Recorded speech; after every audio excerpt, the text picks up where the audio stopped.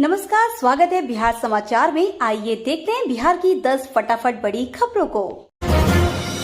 CM Nitish Kumar ने नरेंद्र मोदी को तीसरी बार प्रधानमंत्री बनने पर दी बधाई। बिहार के सीएम नीतीश कुमार ने रविवार को पीएम नरेंद्र मोदी की लगातार तीसरी बार देश के प्रधानमंत्री बनने पर बधाई दी है। उन्होंने अपने एक्स अकाउंट पर पोस्ट कर लिखा है कि पीएम मोदी को तीसरी बार प्रधानमंत्री को पद की शपथ लेने पर हार्दिक बधाई और शुभकामनाएं। सीएम नीतीश कुमार ने अपने पोस्ट में लिखा कि आदरणीय श्री नरेंद्र मोदी जी को लगातार तीसरी बार देश के प्रधानमंत्री पद की शपथ लेने पर हार्दिक बधाई एवं शुभकामनाएं। माननीय प्रधानमंत्री जी के कुशल नेतृत्व में देश विकास की नई ऊंचाइयों पर पहुंचेगा और बिहार के विकास में भी पूरा सहयोग मिलेगा। पेंशन वाले ध्यान दे, घर बैठे जमा होगा जीवन प्रमाण पत्र। कर्मचारी भविष्य निधि संगठन ने पेंशन से जुड़े नियमों को आसान बनाया है। दरअसल पेंशन लेने वालों को हर साल जीवन प्रमाण पत्र जमा करना जरूरी होता है। ईपीएफओ के अनुसार अब घर बैठे फेस ऑथेंटिकेशन टेक्नोलॉजी की मदद से जीवन प्रमाण पत्र जमा किया जा सकेगा। तो अब पेंशन भोगी को किसी बैंक, डाकघर, कॉमन सर्विस सेंटर या ईपीएफओ कार्यालय की शाखा जाने की जरूरत नहीं। हेलीकॉप्टर खरीद की प्रक्रिया हुई तेज, कल जारी होगा वित्तीय टेंडर। राज्य में वीआईपी उड़ानों के लिए सरकार एक ट्विन हेलीकॉप्टर लेने की प्रक्रिया में महीनों से जुटी है। अब चुनाव की आचार संहिता समाप्त होने के बाद टेंडर प्रक्रिया में तेजी आई है। राज्य सरकार जिस हेलीकॉप्टर की खरीद करने की तैयारी में है वह 9 से 10 सीटर होगा, जिसकी लीज 5 साल तक के लिए होगी। मिली जानकारी के अनुसार राज्य सरकार द्वारा हेलीकॉप्टर खरीद की योजना को कुछ समय पहले ही स्वीकृति दी गई थी। गया में 25 जून से अग्निवीर भर्ती हीटवेव के बीच 11 जिलों के युवा लगाएंगे दौड़। सेना में भर्ती के लिए गया में 25 जून से अग्निवीरों की शारीरिक दक्षता परीक्षा शुरू होगी। बोधगया में Bihar special arms police camp के ग्राउंड में अग्निवीर भर्ती रैली का आयोजन होने वाला है। 11 जिलों के लगभग 4,500 अभ्यर्थी दौड़ में शामिल होंगे। अग्निवीर बहाली में लगभग 11,000 अभ्यर्थियों ने लिखित परीक्षा दी थी। इसमें 4,500 अभ्यर्थी शॉर्टलिस्ट किए गए। ये अभ्यर्थी दौड़ और मेडिकल में भाग लेंगे। 5 जुलाई तक दौड़ चलेगी। तीसरी बार सांसद, तीसरी बार मंत्री, मोदी सरकार में मंत्री गिरिराज सिंह हैट्रिक पारी। बिहार और देश की राजनीति में खास पहचान रखने वाले गिरिराज सिंह 17वीं लोकसभा में बिहार की बेगूसराय लोकसभा से जीतकर संसद पहुंचे थे। इसके बाद भी उन्होंने इसी सीट से चुनाव जीता है। वह इससे पहले भारत के 23वें ग्रामीण विकास और पंचायती राज्य विभाग के मंत्री रहे हैं।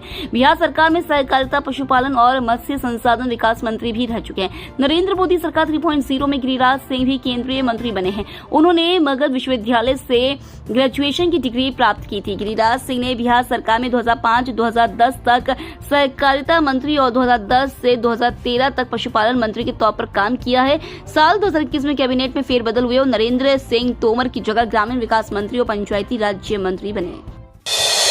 फिल्म के बाद राजनीति के हीरो, मोदी सरकार में चिराग पासवान का राज तिलक। अभिनेता से नेता बने चिराग पासवान लोक जनशक्ति पार्टी के नेता हैं। उन्होंने लगातार तीसरी बार लोकसभा चुनाव में जीत दर्ज की है। उनकी पार्टी ने 5 सीटों से चुनाव लड़ा था, जिसमें सभी पर जीत दर्ज की है। चिराग पासवान को मोदी सरकार का पक्का समर्थक माना जाता है। चिराग के पिता रामविलास पासवान बिहार और देश की राजनीति में बड़ा कद रखने वाले नेता थे। नरेंद्र मोदी सरकार 3.0 में बिहार की लोक जनशक्ति पार्टी के नेता चिराग पासवान भी केंद्रीय मंत्री बने हैं। चिराग ने इस बार बिहार की हाजीपुर लोकसभा सीट से चुनाव जीता है। उन्होंने राष्ट्रीय जनता दल के शिवचंद्र राम को 1,70,105 वोटों से हराया है।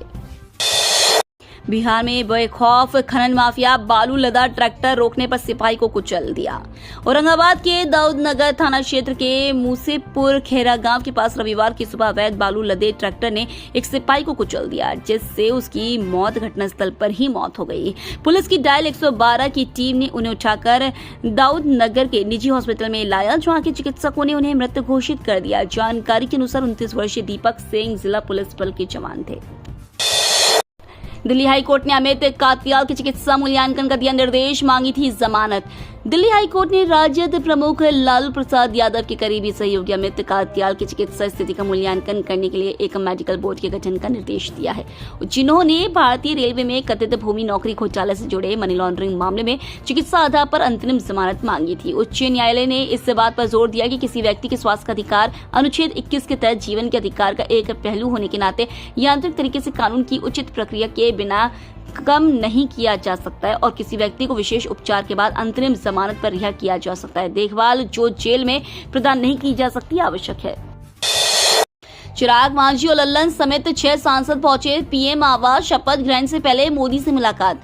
नरेंद्र मोदी तीसरी बार प्रधानमंत्री पद की शपथ लिए। साथ ही मोदी की नई कैबिनेट के मंत्री भी शपथ लिए।